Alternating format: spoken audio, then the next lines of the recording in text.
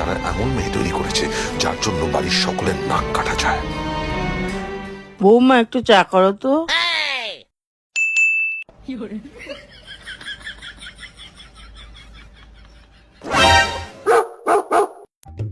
বলছি 3 কাপের বেশি জল নিও না,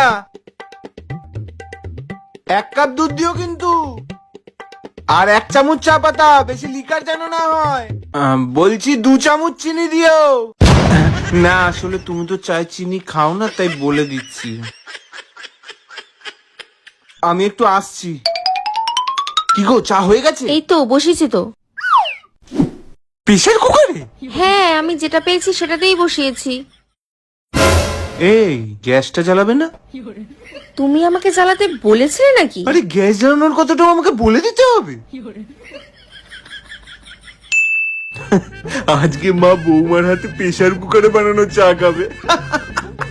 মানে সত্যি না, অনেকক্ষণ হলো, এবার চাটা দেখে নি।